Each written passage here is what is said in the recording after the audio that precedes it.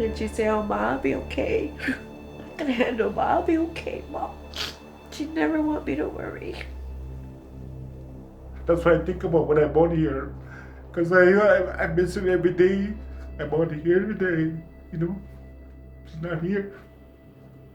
It's always hard doing these things. I cannot right now. Thank you. It's too much.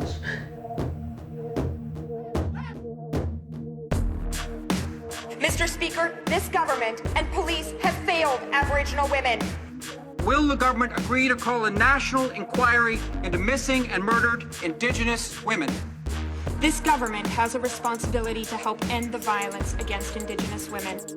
Loretta Saunders was writing her university thesis on missing and murdered Indigenous women when she went missing herself. Conditions for Indigenous peoples in Canada have reached, quote, crisis proportions. We need to end this crisis. We need an inquiry. So will the government continue the work of Loretta Saunders? Will they institute a national action plan and call an inquiry? There's something horrific going on here. It's not about individual cases. And we need to understand that it's happening right across the country. Why is this government refusing to call a national inquiry? The Prime Minister needs to listen to the drumbeat and call a national public inquiry now. It's long past time we address the reasons why Indigenous women are 5 times more likely to be killed than other women. On social media, Indigenous women now ask, am I next? There's something wrong in Canada if Aboriginal women have to live this fate.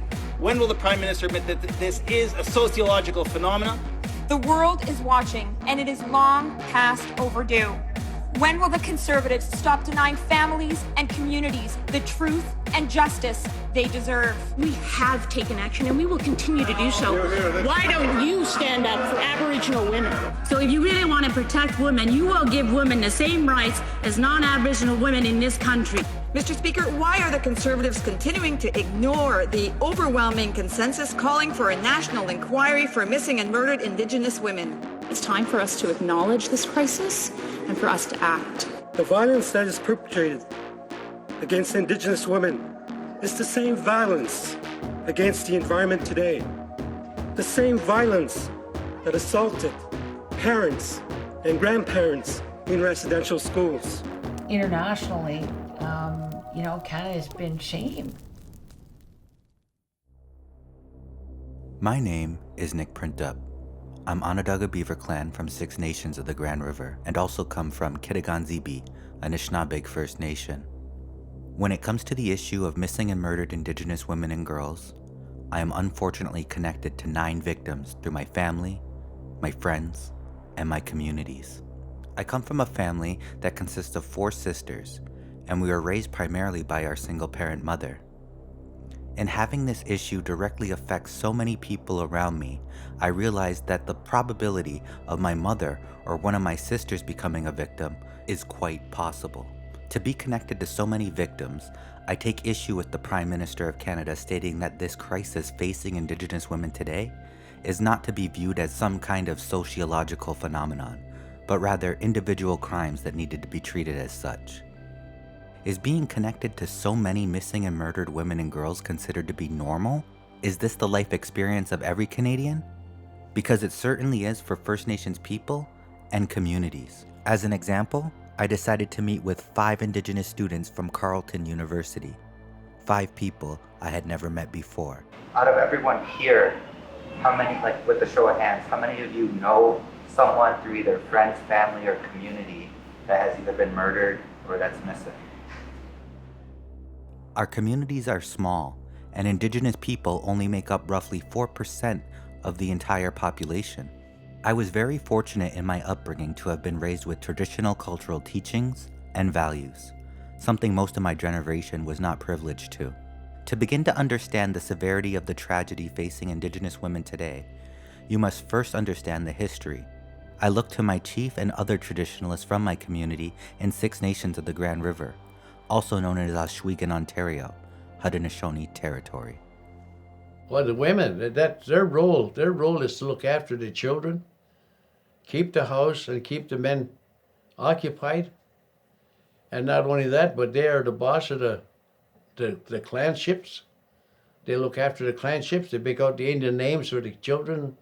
If you stop and realize what the women are actually here for, it's not for exploitation, not like the way it is today, what they're doing out there in society, without killing these women, raping them, and so on and so forth.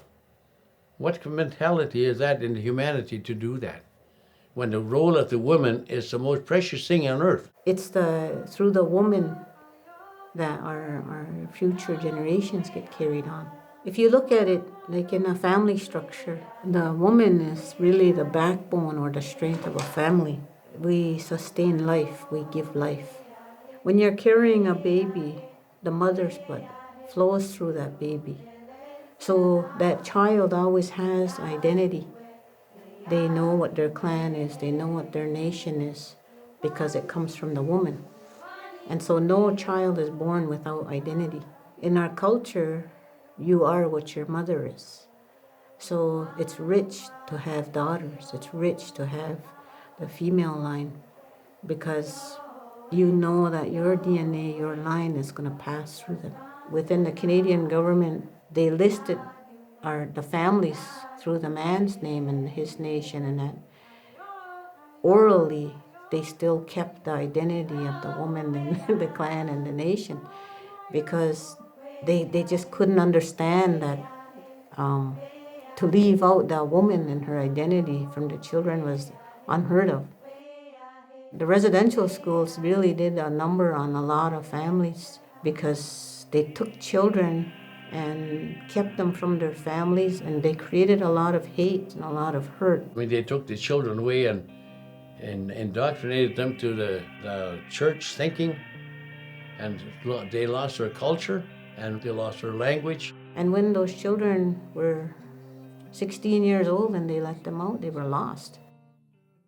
Mr. Speaker, I stand before you today to offer an apology to former students of Indian residential schools.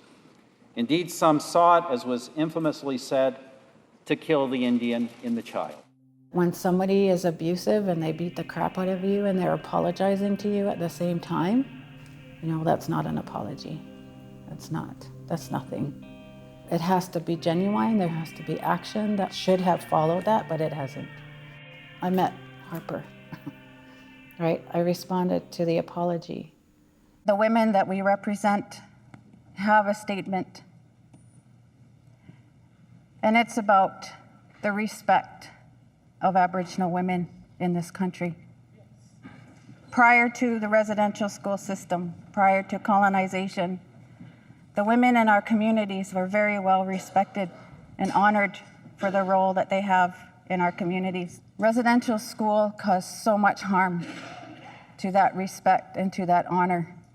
I don't think they want to know. I don't think they want to understand. I don't think they've never been educated in who we are as a people. They've never, or maybe they have and they just don't care. When you understand the history and you learn about what's actually been going on, again with the residential school and the simulation and all these negative things that have been brought to the communities and people, you see that it's a residual effect. And the government can't just come in and apologize with their words and expect everything to be okay afterwards. There's years and years and years of abuse that have gone on and continue to go on. Researcher Dr. Mary Ann Pierce began to write her dissertation, An Awkward Silence, in 2007. My goal was to kind of look at cases of missing and murdered across Canada. Her research was very instrumental in helping the RCMP with their statistics and releasing their report. The RCMP had contacted me right after my thesis became public. I shared my information with them. I gave them my database, and I didn't know what they were going to do with it, but that was why I was doing all this work, is to be able to help. Anything that I could find publicly, anything I could get my hands on is what I used. So when I finished my thesis, I had 3,329 murdered and missing women and girls across Canada, 824 of which were Aboriginal. As of this morning, I had 4,713 cases, of which 997 are Aboriginal. Once you hear from the families, I think you are forever changed. And I think I had hoped that if the Prime Minister would actually listen to the families, he would know that he has to do something. Linda John is the mother of Helena Rivera, a friend of mine who was shot and killed by her boyfriend in 2011. A mother to 4 young children who now reside with Linda was a victim of domestic abuse. She was ready to leave. She was ready to go in and take her children and run and hide. And she's mentioned to a few that if she'd leave him, he'd kill her. I believe my daughter stayed to protect herself and to protect her children. As we come to hear the story from her son, that Daddy got mad at Mommy. And Mommy tried to run, but Mommy couldn't run fast enough. And then Daddy cut that bad thing, that bad thing, and pulled it out and shot Mommy. Not only shot her once, shot her 3 times in the back and 1 in the head. Went right over there and shot her in the head. Act like he was gonna take his life. But there was no more bullets. Let's put our minds together as one and remember those who have passed on to the sky world. Their life duties are complete. They are living peacefully in the sky world. In the sky world, they will never be forgotten. No more pain, no more suffering in the sky world. In the sky. In September of 2008, 16-year-old Maisie Ojic and 17-year-old Shannon Alexander went missing together from the Kitigan-Zibi Reserve in Maniwaki, Quebec. The sign for the girls remains on the highway as you enter the community. Maisie Ojic's mother has remained an advocate for her daughter's case and continues to fight for justice and to find her daughter. Maisie and Shannon disappeared off the face of this earth. Nobody's seeing anything. Nobody hearing anything. To this day, nothing. Maisie wouldn't run away. She'd be the kind of girl that said, "See you later, I'm gone." She's 16 at the time.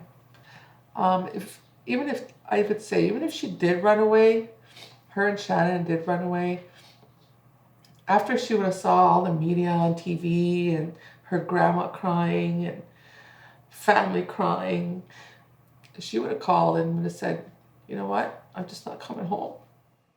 My daughter, Maddie, she's 13.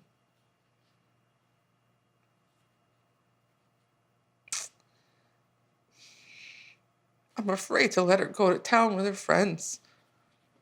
Just at the arena to watch a hockey game. I'm afraid to let her do that.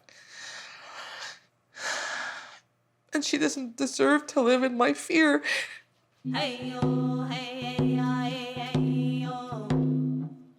Sister, sister, I want you to know you are so strong and beautiful. I gotta know, where did you go? I think of you every day since you gone away. John Fox is the father of Cheyenne Fox. In April of 2013, the RCMP ruled her death a suicide. However, due to certain information surrounding her case, her father, her family, and her community believe otherwise. I know what suicide ideation is. I worked in the North for 10 or 15 years, working with youth on suicides and communities and chiefs and councils. I have that background. I know how to read into what suicide is. She didn't have none of those qualities. She didn't have none of those characteristics that she's going to do herself in or commit suicide. Plus, she had she wanted to be with her son. But I think he's starting to become aware now, a little bit now. He's asking where his mother is, and her mom's in heaven.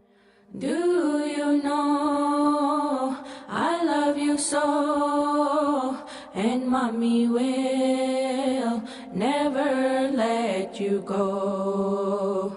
To the stars and the sky, you'll always be mommy's little guy.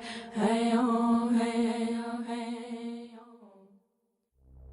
Bridget Tolley is a community member of Kitigan-Zibi Anishinaabeg. In 2001, her mother was struck and killed on the reservation by a police cruiser, which was occupied by 2 on-duty police officers of the Quebec law enforcement, Sûreté de Québec. Once hearing and seeing the details of her mother's death, the police report, and events that have occurred over time regarding the case, it definitely instills serious doubt and suspicion as to what happened. But after I paid to get it, and I did get that police report, I knew why they didn't want to give it to me, because there was so many mistakes. The time, the date, the address, everything was wrong.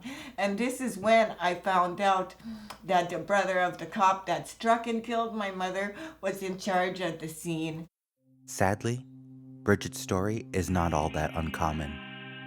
Many families are dissatisfied with RCMP and/or police involvement and corruption. Our police here on the reserve, I've always said it and I'll say it again, didn't do their job properly. Very insensitive to the topic, to our families to begin with. They only came here to my home once for me to fill out a paper.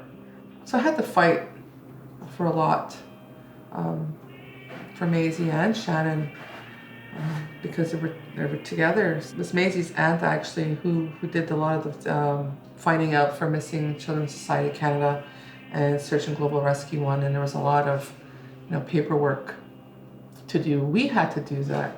They didn't do that. Right away they thought they were runaways, so no need for an Amber Alert, no need to follow protocol, and I mean, it's unfortunate because, if protocol was followed, maybe, things could have been different. Let alone, at the time, they didn't even have a policy and procedure on missing children in the community. I know they have one now. So it was very disappointing, very hurtful.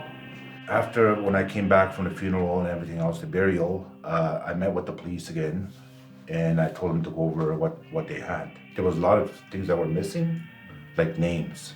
How did you get their names? I just did inquiries. I just did my own research. A lot better than they did. And better than the police. They failed. Failed my daughter, they failed me, and they failed my family, and they failed the community. Amidst all the controversy and the federal government's failed action to address the issue appropriately, several Aboriginal organizations collaborated over the past year to hold what they called a national roundtable. However, only one family member from each province was invited to attend. Lori Ojic was one of those invited. The first day of our meetings there, and then it was dictated. It was already a preset agenda. The provinces and territories are hoping that it will allow the federal government to agree to participate in a meaningful way.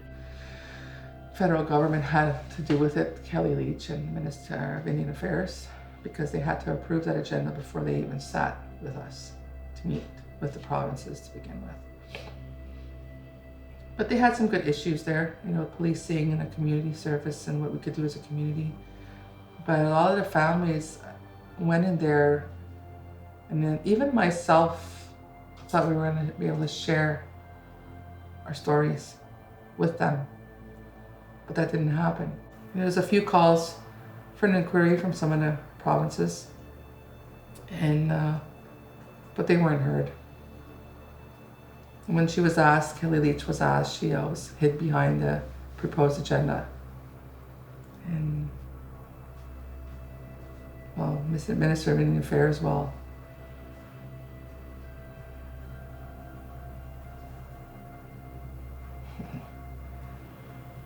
like like to know who put them there. There's probably not a minister in the government that doesn't actually need to understand this and be able to put the resources of their department towards it. We also need to, I guess, refrain from cutting the federal government slack when they tell us in the lead up to the upcoming election that they held a roundtable. Well, that's not what families asked for. That's not what communities have been asking for. People are calling for an inquiry. They're calling for action. They're calling for various things, but they certainly didn't ask for that. We hope that we raise awareness on this issue every day of the week. So a roundtable obviously puts a small spotlight on this one day in February. This process and leaving out so many victims' families from this meeting is what pushed John Fox to hold a rally. We're here in Ottawa today to make our voices known about the roundtable, and we also have a lot of concerns about what's going on with that whole process altogether. I want to welcome everybody here that has traveled to be a part of this beautiful day. We're here for a very specific reason, for our beautiful women, our children, and the youth. We are here to honor them with our presence. We're going to invite Nikki Asst to come on up now. And I stand with you in solidarity to call for action, to put an end to the violence against Indigenous women, and to call for an inquiry, a national public inquiry, and as Jocelyn said, one that is based on Indigenous knowledge, one that is guided by Indigenous families, by Indigenous women. People around the world are saying enough. But the only people that are not at the table to be part of the solution is the federal government and Mr. Harper, the Prime Minister. So our message to Prime Minister Harper today is if you are not willing to be part of the solution, then you, Mr. Harper, are part of the problem. We can't afford an inquiry that is done properly.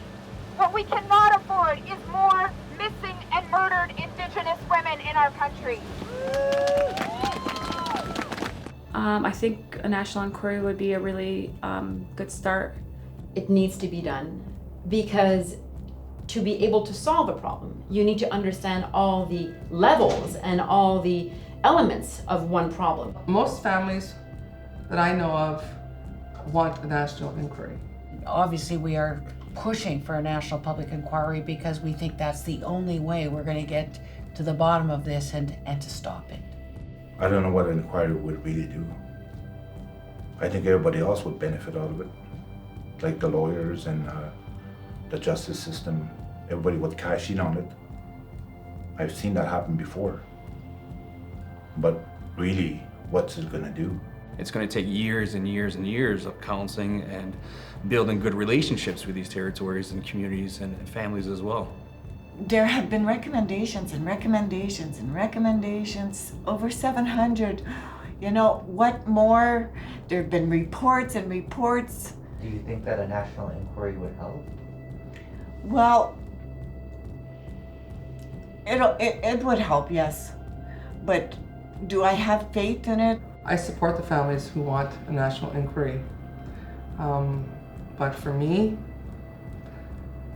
I'm kind of on the, how you say, the fence. Inquiry is an important step forward. It's not the only thing we can be doing. Absolutely not.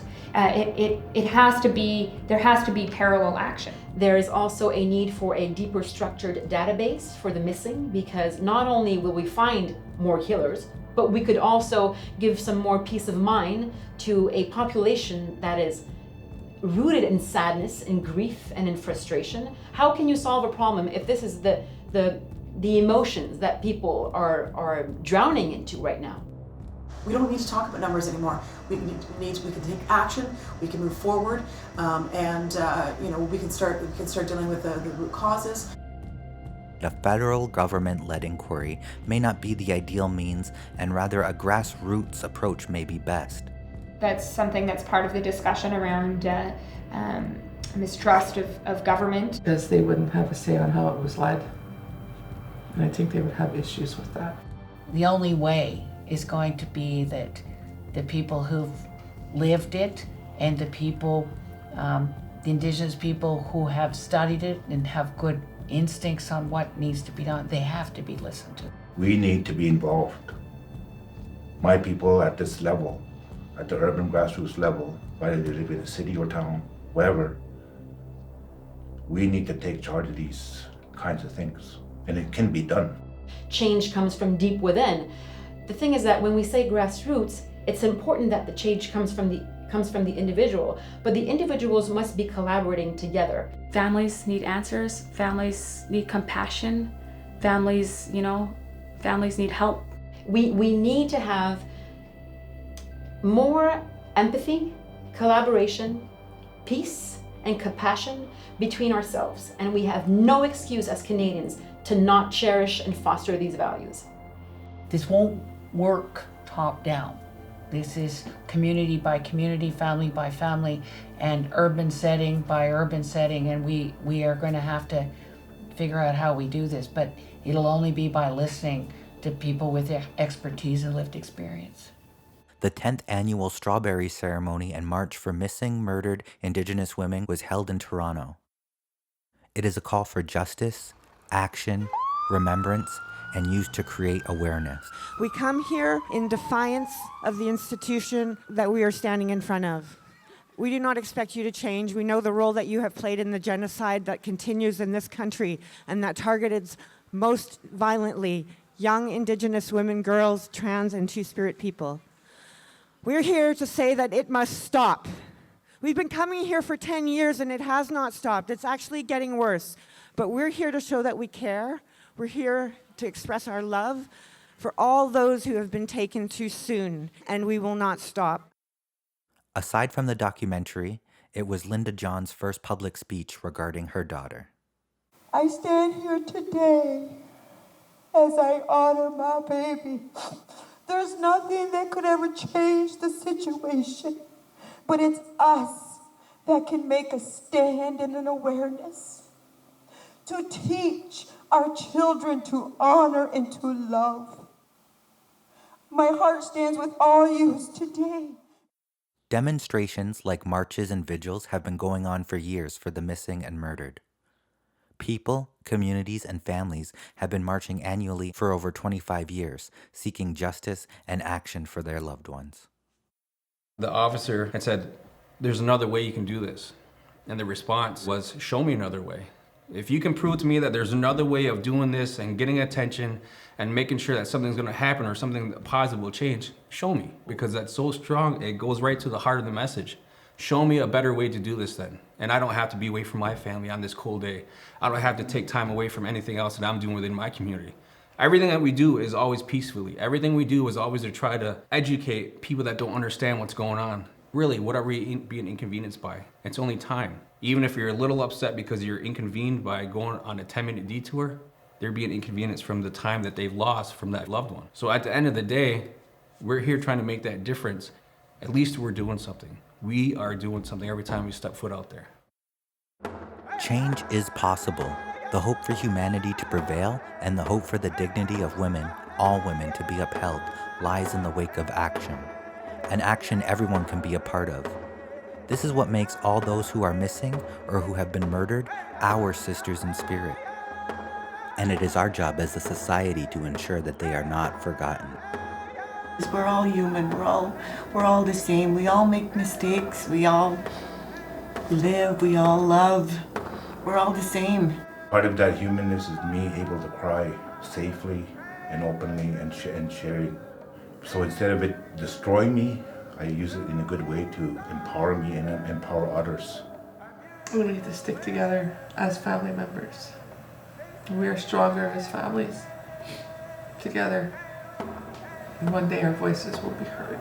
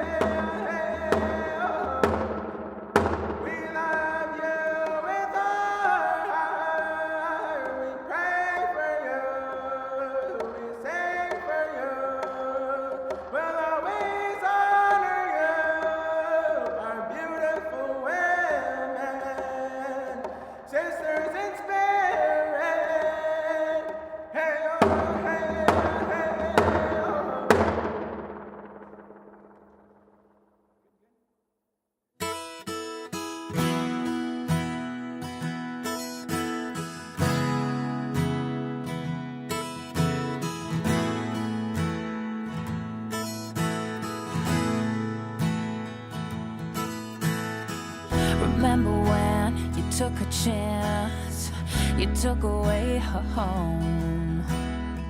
Another night, another life, lost along the road. Young girl, 15, a life she never chose. A long night, a lonely life, nobody knows. She said, listen, let's pretend she was afraid. Would you hear her cry alone at night? 'Cause she never had a chance. Close your eyes, remember why, remember where you stand. Oh, my home and native land.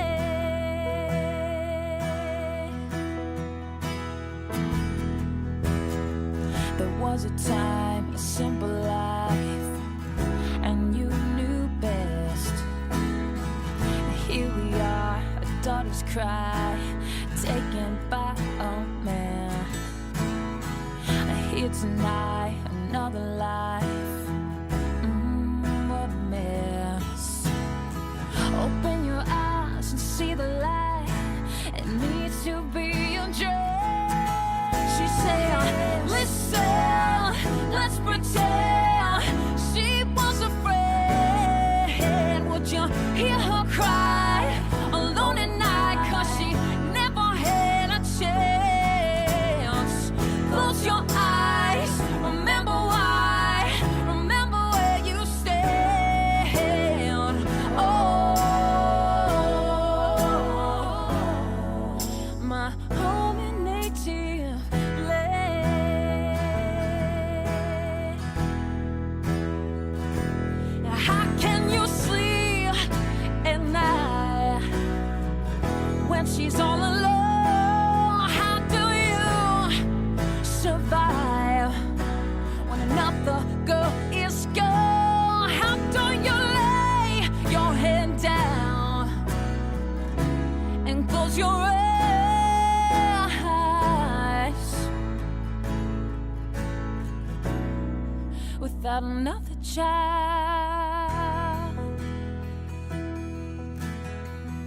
Young girl, 15, a life she never chose. A long night, a lonely life, nobody knows. And she said,